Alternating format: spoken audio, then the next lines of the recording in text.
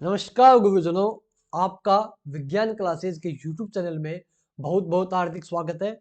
और आज मेरा नाम है आदित्य पंडित, द फिजिक्स फैकल्टी ऑफ विज्ञान क्लासेस।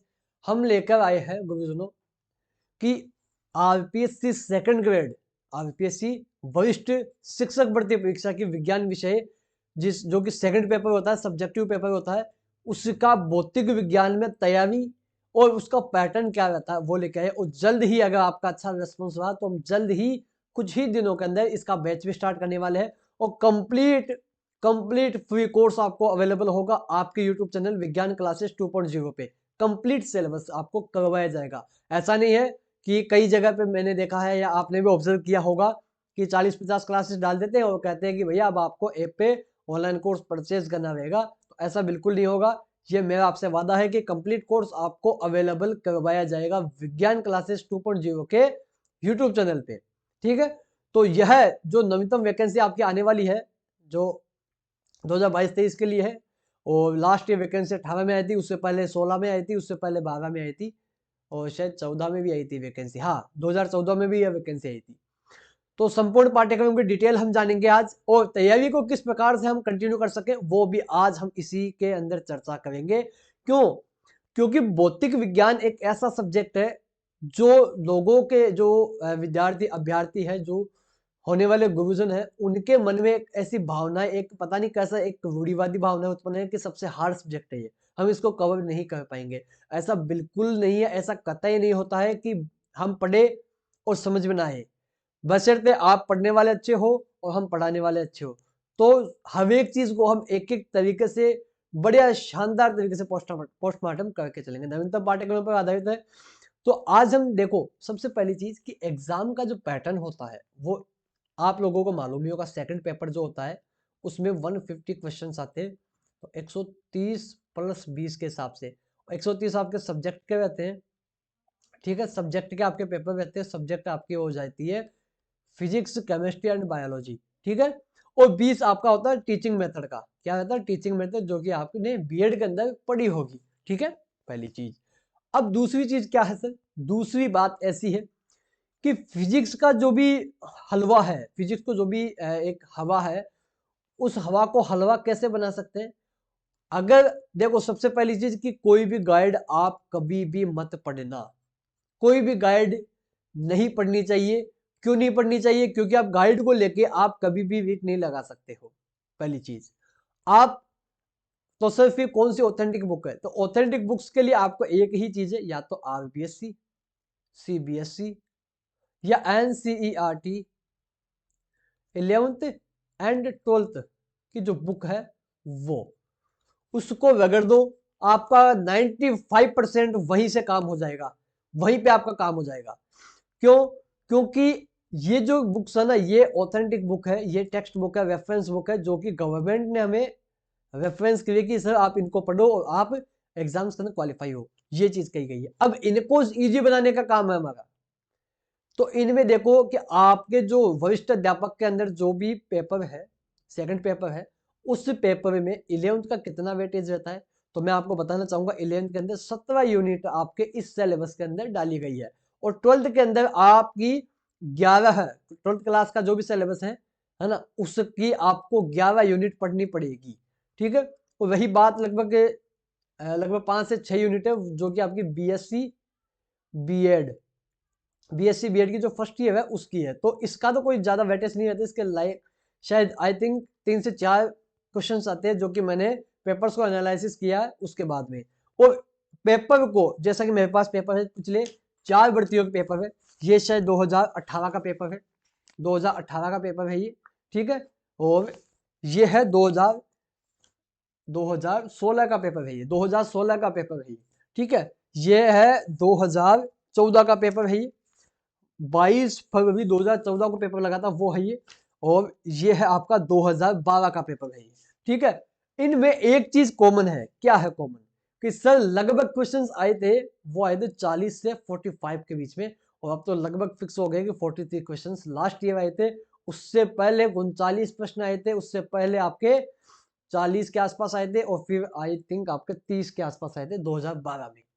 ठीक है, इस प्रकार से आपका पेपर का सिस्टम रहा था। अब देखो कि सर क्यों हम 11th और 12th की बुक्स को ही पढ़े, क्यों हम केवल ये जो आपकी यूनिट्स है ना इनका वेटेज इतना ज्यादा क्यों रहता है, देखो इसका कारण है और ये क्यों डाली गई है। इन सभी के सवालों के जवाब ये है, एक ही जवाब है कि हम क्यों पढ़े 11th 12th, क्योंकि आप लोगों ने कभी ना कभी ये चीज पढ़ी है, कभी ना कभी आपने ये चीज पढ़ी है। और इनमें आपने एक चीज और पढ़ी थी, आंकिक प्रश्न, जो कि एक सबसे बड़ी डिफिकल्टी रहती है अभ्यर्थियों के लिए कि आंकिक प्रश्नों को क्यों यार समझ में नहीं आता कैसे सोल्व करें इनको। लेकिन पेपर आपका जो वरिष्ठ अध्यापक भर्ती परीक्षा का जो पेपर है उसका पैटर्न यही कहता है कि सैद्धांतिक प्रश्न आपके अत्यधिक मात्रा में पूछे जाते हैं, आपके कंसेप्चुअल क्वेश्चंस ज्यादा पूछे जाएंगे इसमें। और ये पूरा कोर्स जो कि हम आपको पढ़ाएंगे वो है पूरा हिंदी माध्यम के अंदर, हिंदी माध्यम वालों के लिए एक प्रकार से, क्योंकि हम विशुद्ध हिंदी भाषी व्यक्ति है तो हम हिंदी भाषा को ही प्रेफर करते हैं। ठीक है, आंकिक प्रश्न आएंगे और सैद्धांतिक आंकिक प्रश्नों का कुछ ही वेटेज रहता है, शायद 2 से 4 या 5 10 क्वेश्चन मान लो हद मार के, और वो ऐसे क्वेश्चन आएंगे कि सैद्धांतिक अगर आपने कंसेप्ट ढंग से पकड़ कर रखिए तो आपके आंकिक प्रश्नों में कहीं कोई दिक्कत नहीं आएगी, कोई भी दिक्कत नहीं आएगी।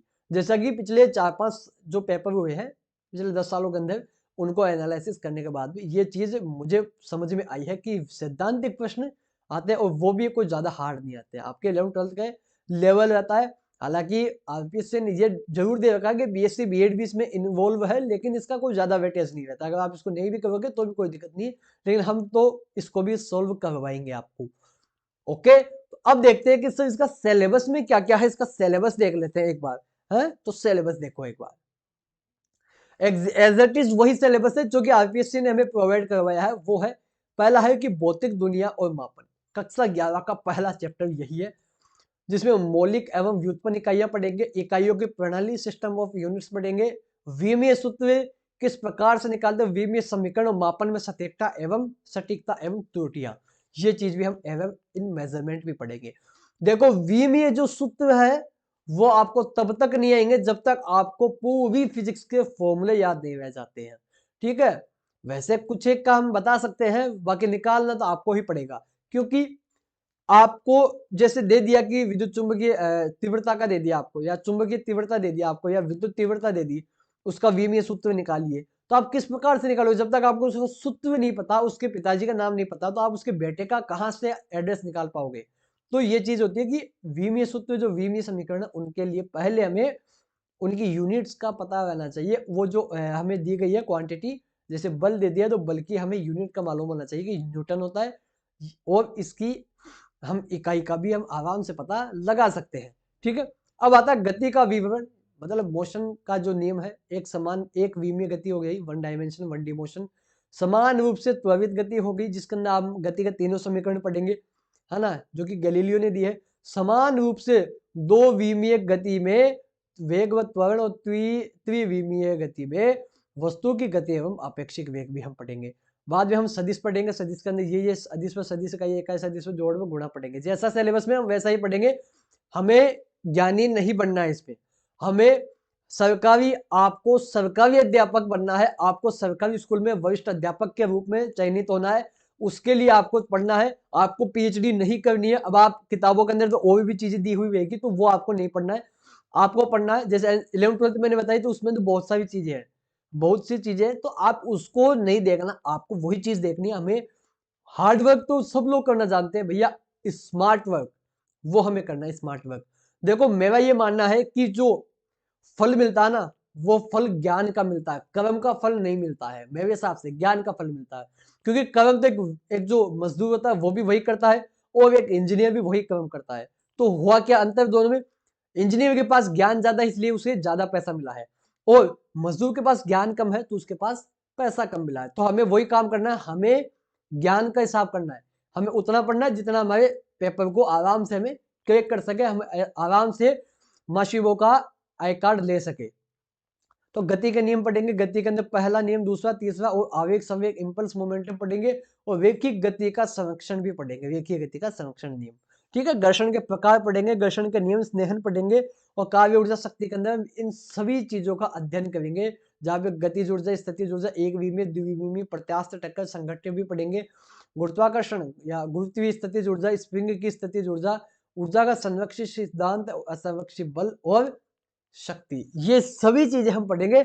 और इन सभी को एक गारंटी तो मैं दूंगा कि आपको फिजिक्स आने लग जाएगी। इस बात की गारंटी तो मैं देता हूं, क्योंकि मेरा एक अलग तरीका होता है पढ़ाने का कि मैं एनिमेशंस के थ्रू आपको पढ़ाने का ज्यादा प्रयास करता हूं, जिससे कि चीजें आसानी से और ज्यादा समय तक और अच्छे से समझ में आ जाए। ठीक है, अगले स्लाइड में देखो भैया, हम घूर्णी गति पढ़ेंगे, रोटेशनल मोशन, द्रव्यमान केंद्र भी पढ़ेंगे, इसकी गति भी पढ़ेंगे। घूर्णी गति में बलाकोण, कोणीय संवेग, अभिकेंद्रीय बल, वृत्तीय गति, जड़त्व आघूर्ण, एमआई के प्रमेय और रोलिंग गति। ठीक है, ये एज इट इज जो आरपीएससी ने ये देखो इंग्लिश के अंदर सिलेबस दे रखा है, इंग्लिश के अंदर ये इंग्लिश में जो सिलेबस दे रखा है उसी का अनुवाद है, ये उसी का मैंने अनुवाद किया हिंदी के अंदर, क्योंकि सिलेबस आपको याद होना चाहिए। जब तक हम सिलेबस को पता नहीं रहेगा तो हमें मालूम नहीं चलेगा कि कौन सी चीज हमें पढ़नी है और कौन सी चीज हमें नहीं पढ़नी है। ठीक है, दूसरी चीज दोलन गति पढ़ेंगे, आवर्ती गति, एसएचएम, ठीक है, सिंपल हार्मोनिक मोशन, इसके समीकरण जानेंगे, गतिज व स्थितिज ऊर्जा जानेंगे। इसी में देखो कार्य ऊर्जा में अलग पढ़ा था, इस दोलन के अंदर दोलन की वजह से गति व स्थितिज ऊर्जा पढ़ेंगे। नम दोलक डैम्प्ड ऑसिलेशन पढ़ेंगे, उसके बाद में सबल लोलक भावित स्प्रिंग का दोलन, यह भी हम जानेंगे। फिर गुरुत्वाकर्षण हो गया और उसके बाद में प्रत्यास्थता, जिसके अंदर हुक का नियम, यंग का मापांक, बल का मापांक, पदार्थ के प्रत्यास्थ व्यवहार का अनुप्रयोग। इसके बाद में हमें सिलेबस के अंदर क्या पढ़ना है, पृष्ठ तनाव। ठीक है, पृष्ठ तनाव के अंदर आपका जो द्रव का जितना भी भाग है वो आ जाएगा। फिर उसके बाद में हम गति के अंदर तरल पदार्थ पढ़ेंगे, जिसमें तरल के प्रवाह का प्रकार, क्रांतिक वेग, शांता गुणांक, टर्मिनल वेग, स्टोक नियम, रेनॉल्ड्स संख्या, बर्नौली का थ्योरम और इसके अनुप्रयोग। ये बर्नौली का थ्योरम बहुत ही शानदार, इसका एक छोटा सा मैं आपको एग्जाम्पल दे दूं कि हमारे आंधी के अंदर जो टिन शेड उड़ जाते हैं, जो चद्दर उड़ जाते हैं, ठीक है, और राजस्थान में वैसे भी आंधियां सबसे ज्यादा आती है। ठीक है, और कमेंट बॉक्स में आप मुझे बता सकते हो कि सबसे ज्यादा आंधियां कहाँ पे चलती है। ठीक है, तो आप मुझे बताना, क्योंकि अभी वीडियो के पेपर में आया था लास्ट टाइम, अभी जस्ट जो वीडियो का पेपर हुआ 27 दिसंबर को, उसमें ये क्वेश्चन आया था कि सबसे ज्यादा आंधियां कहाँ चलती है, ये वाला। तो जो आंधियां चलने की वजह से जो टिन शेड उड़ जाते हैं वो बर्नौली प्रमेय के कारण ही उड़ जाते हैं। आपका एरोप्लेन का उड़ना और आपके भज्जीपाजी जो क्रिकेटर है उनकी बॉल का स्विंग होना, ठीक है, वो सभी बर्नौली के कारण होते हैं, जो कि हम चैप्टर जब आएगा तब अच्छे से प्यार से मस्त से नन्हे से प्यारे से मुन्ने से सिस्टम के साथ पढ़ेंगे। ठीक है फिर हम पढ़ेंगे गैसों का गति सिद्धांत, गैसों का नियम। यहाँ पे थोड़ा सा क्या कि केमिस्ट्री का पार्ट इन्वॉल्व हो जाता है। आदर्श गैस समीकरण, गैसों के गति सिद्धांत की मान्यता, गैसों द्वारा लगाया गया दाब, ऊर्जा का समविभाजन का नियम, स्वतंत्रता की डिग्री, डिग्री ऑफ फ्रीडम, ठीक है, गैसों के विशिष्ट ऊष्मा एवं ठोस माध्य मुक्त पथ, ये सभी चीजें हम इस वाले चैप्टर में पढ़ेंगे। तो इसी में हम जानेंगे कि वायुमंडल जो एक्चुअल के अंदर पृथ्वी के पास ही एक अनोखा गिफ्ट है, प्रकृति ने हमें दिया, भगवान ने हमें दिया है, वो हमें किसी और चंद्रमा पे क्यों नहीं दिया, मंगल पे क्यों नहीं दिया, यहीं पे क्यों दिया, हमारे ये वायुमंडल पृथ्वी से क्यों चिपका हुआ है, उसका भी उत्तर यही चैप्टर देगा, यही आंसर इसी में मिलेगा हमें। ठीक है, मजेदार होने वाली है। देखो फिजिक्स को आपको लाइफ तब तक आपको जादू लगेगी तब तक आपने फिजिक्स नहीं पढ़ा हो। ठीक है, ठीक है, फिजिक्स पढ़ने के बाद ये एक ऐसी धारणा आएगी अपने मन में कि चंदा मामा नहीं होता, सूरज भगवान नहीं होते, वो दोनों ही एक प्लेनेट होते हैं। ठीक है, एक आपका उपग्रह है तो एक आपका एनर्जी सोर्स है।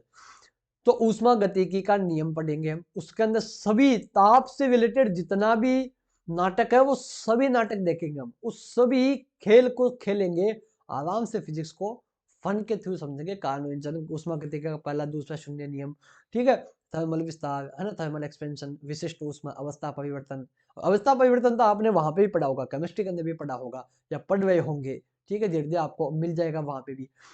विकिरण, रेडिएशन जानेंगे। और एक चीज मैं आपको बता दूं कि हर एक वस्तु रेडिएशन इमिट करती है, विकिरण को उत्सर्जित करती है, प्रत्येक वस्तु, चाहे फिर वह किसी भी अवस्था में हो, किसी भी जगह हो। लेकिन एक अवस्था ऐसी आती है जब यह विकिरण उत्सर्जित नहीं करती है, वो है 0 केल्विन, परम शून्य ताप पे। और परम शून्य ताप तक आज तक कोई पहुंच नहीं पाया है और शायद अभी तक तो मिला नहीं है, क्योंकि यह आदर्श ताप है और दुनिया में आदर्श नाम की कोई चीज है नहीं, ना तो आदर्श विलियन है, ना आदर्श गैस है, ना आदर्श तापमान है, ना आदर्श व्यक्ति है। ठीक है, यहां पे देखो तरंगे पढ़ेंगे हम, इसके बाद में तरंगों के टाइप्स पढ़ेंगे, तरंग समीकरण, प्रगतिशील तरंग की गति, अध्यारोपण का सिद्धांत and Doppler effect. Doppler effect का हल्का सा मैं दे दूं, आप ट्रेन को सुबह सुना करो, जब इस सर्दियों के अंदर जब ट्रेन की आवाज लगभग 10 किलोमीटर भी दूर होगी तो हमें आराम से सुनाई देगी, वो आराम से सुनाई देगी, ठीक है। और जैसे जैसे आप उस ट्रेन के निकट जाते रहोगे आपको आवाज ज्यादा सुनाई देगी, तो वो होता है just because of Doppler effect. Doppler प्रभाव के कारण ही वह पॉसिबल हो पाता है। इसके बाद में किरण प्रकाशिकी और प्रकाशिकी यंत्र। देखो भाई, किरण प्रकाशिकी और जो वेव ऑप्टिक्स है, वेव को हम कहते हैं तरंग प्रकाशिकी, वो दोनों ही डिफरेंट चीजें हैं, क्योंकि प्रकाश दोगला व्यक्ति है, प्रकाश दोगला है, उसके पास कण की भी प्रकृति है तो उसके पास किरण की भी प्रकृति है, दोनों की प्रकृति है उसके पास, ठीक है, दोगला व्यक्ति है प्रकाश। तो परावर्तन के नियम पढ़ेंगे, समतल घुमावदार दर्पण द्वारा परावर्तन पढ़ेंगे, अपवर्तन पढ़ेंगे, पूर्ण आंतरिक परावर्तन पढ़ेंगे जो कि इंद्रधनुष का बनने का कारण होता है, और इसके अलावा प्रकाश का प्रकीर्णन हो गया, प्रकाश का एक्सपेंशन हो गया, फैलाव हो गया, ठीक है, और दृष्टि दोष, सूक्ष्मदर्शी और दूरदर्शी के बारे में चर्चा करेंगे इसी अध्याय में। यहां तक आपका, यहां तक जो है ना, यहां तक आपका 11th का सिलेबस कंप्लीट है। फिर आता है आपका 12th का, यहां से स्टार्ट हो जाता है, शायद यहाँ पे भी है ना 11th का थोड़ा बहुत पार्ट रहता है इसमें। अब देखो भैया, आपका 12th का पहला चैप्टर एनसीईआरटी का यही है, स्थिर वैद्युत। इसमें कूलॉम का नियम, विद्युत क्षेत्र एवं एक बिंदु आवेश विद्युत के कारण विभव, परावैद्युत गाउस का नियम व इसके अनुप्रयोग है, विद्युत बल रेखाएं हैं, एक समान विद्युत क्षेत्र में द्विध्रुव ए द्वारा बल और बलागुण है, आवेशों के निकाय की स्थिति ऊर्जा और सम विभव पृष्ठ है, ठीक है। इन वाले चैप्टर्स में बहुत मजा आने वाला है, ये भी हम पढ़ेंगे। संधारित्र हम पढ़ेंगे, कैपेसिटर आपने देखा होगा, कैपेसिटेंस आपने पंखे के अंदर छोटा सा एक ड्रम लगाया हुआ रहता है आपने, वो कैपेसिटर होता है, ठीक है। तो ये कैपेसिटेंस हम इसमें पढ़ेंगे, वांडेग्राफ जनित्र वगैरह ये सभी चीजें हम इसमें पढ़ेंगे। विद्युत धारा जो कि हमारे घरों के अंदर बहती है, घरों के जो वायर्स रहती है इनमें बहती है, हमारे घर में तो क्या बहती है, वो क्या करती है, हमें उजाला देती है, वो सभी चीजें हम पढ़ेंगे इस वाले चैप्टर के अंदर। पूरा अच्छे से इसका पोस्टमार्टम किया जाएगा गुरुजनों, आप निश्चिंत रहिए, क्योंकि आप ही होने वाले वरिष्ठ अध्यापक हो। अगर आप ये मान के चलते हो तो आधा काम तो आपने यही कर लिया कि हम वरिष्ठ अध्यापक है, स्वयं को वरिष्ठ अध्यापक मानो आप। उसके बाद हम पढ़ेंगे चुंबकत्व और धारा का चुंबकीय प्रभाव, ये शायद आपका चौथा व पांचवा चैप्टर है फिजिक्स की एनसीईआरटी की कक्षा 12 का, ठीक है। और एक चीज अगर आपके पास अवेलेबल हो, आपके खुद के बनाए हुए नोट्स जो आपने 11th और 12th के अंदर नोट्स बनाए थे ना, वो अगर आपके पास हो तो सबसे बेस्ट है, उनको पढ़ो, उनके पढ़ने के बाद में हमारी क्लासेस लो, फिर हमारे नोट्स पढ़ो जो हम आपको प्रोवाइड करवाएंगे। वो नोट्स प्रीमियम नोट्स है, एकदम शानदार तरीके से आपको सिलेबस पूरा कवर करवाया जाएगा, है ना, फ्री ऑफ कॉस्ट है भाई, फ्री में तो जहर मिले तो जहर खा ले लोग। ये तो आपको वरिष्ठ अध्यापक बनने के लिए एक शानदार आपको प्लेटफॉर्म मिल रहा है, ठीक है।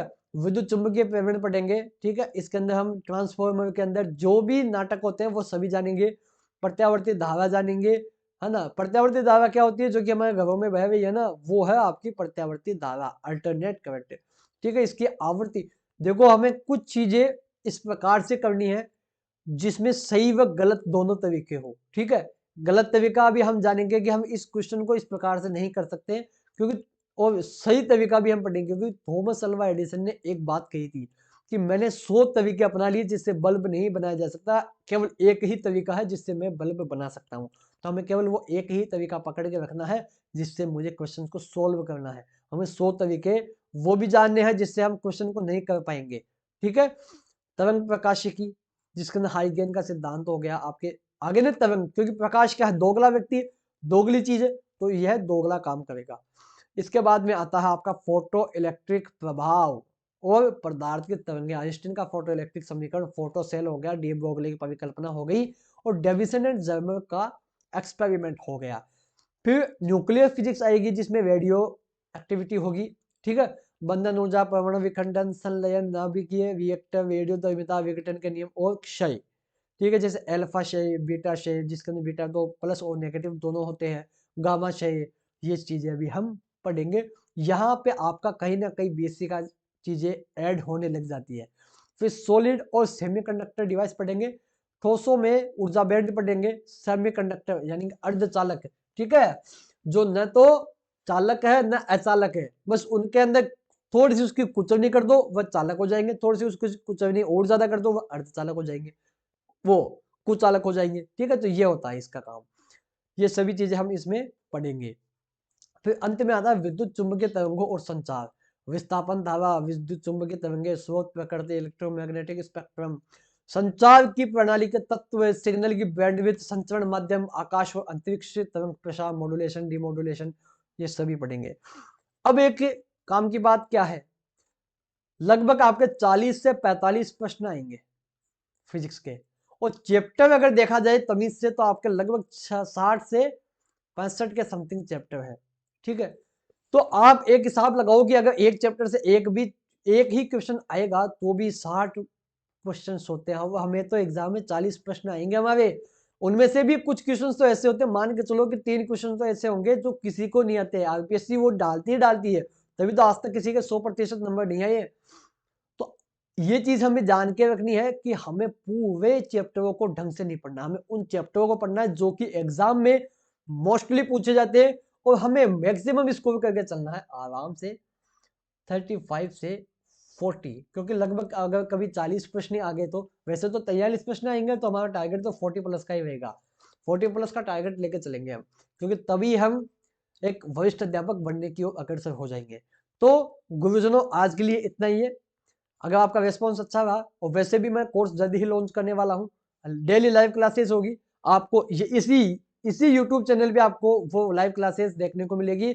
और मैं उम्मीद और आशा दोनों करता हूं कि आप एक ना एक दिन इस वाली भर्ती के अंदर आप सरकारी माध्यमिक विद्यालयों के अंदर, राजकीय माध्यमिक विद्यालयों के अंदर वरिष्ठ अध्यापक के रूप में चयनित रहे, और आपके गले के अंदर माध्यमिक शिक्षा बोर्ड का आपका आई कार्ड रहे। तो आज के लिए इतना ही है गुरुजनों, मिलते हैं हमारे सेशन के अंदर, तब तक के लिए जय हिंद जय भारत।